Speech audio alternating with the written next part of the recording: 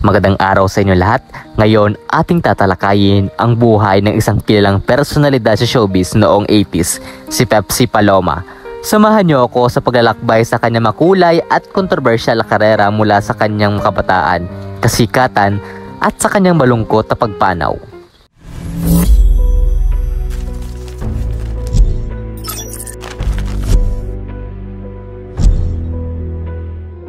Si Pepsi Paloma ay pinanganak bilang Delia Duenas Smith noong July 17, 1966. Siya ay anak ni Lydia Duenas, isang Pilipina mula sa Northern Samar, at Kenneth Smith, isang Amerikanong tagapagdala ng sulat na iniwan ang pamilya noong bata pa si Pepsi.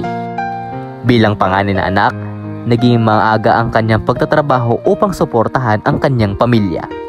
Noong 1980, dinala siya ng isang talent scout na si Tito Esther kay Ray De La Cruz, isang talent manager, upang subukan ang kanyang kapalaran sa pelikula. Noong 1981, ginawa ni Pepsi Paloma ang kanyang debut sa pelikulang Brown Emmanuel.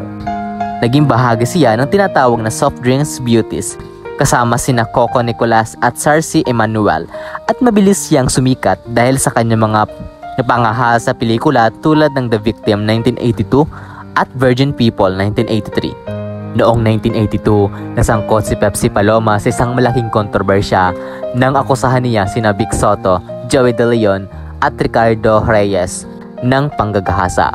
Ayon sa kanyang salaysay, siya at ang kapwa aktres na si Guada Guarin ay dininoga at dinala sa isang hotel sa Quezon City kung saan sila ay ginahasa. Ang kanyang kaso ay naging laman ng balita. Kalaunan ay nagdesisyon siyang iatras ang kaso matapos pirmahan ang isang affidavit of desistance.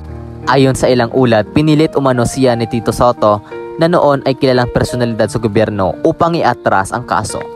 Noong May 31, 1985, natagpuan si Pepsi Paloma na patay sa kanyang apartment sa Quezon City.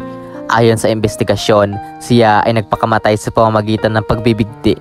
Isinulat sa kanyang diary ang kanyang alalahanin sa pera at mga problema sa relasyon. Ngunit may mga nagsasabi na ito ay hindi tunay. Ang kanyang pagpanaw ay nagdulot ng matinding kalungkutan at kontrobersya, lalo na dahil sa kanyang mga hindi natuldukan na isyu sa kanyang kaso ng panggagahasa. Sa pagtatapos ng ating pagtalakay, masasabing si Pepsi Paloma ay isang simbolo ng mga hamon at pagsubok sa loob ng industriya ng showbiz. Ang kanyang maikling buhay at karera ay nag-iwan ng malalim na bakas sa kasaysayan ng pelikulang Pilipino. Ang kanyang kwento ay patuloy na pinag-uusapan at nagsisilbing paalala sa mga isyu ng katarungan at kalayaan ng mga kababaihan sa industriya. Salamat sa inyong pagsama sa akin sa pag-alala sa buhay ni Pepsi Paloma.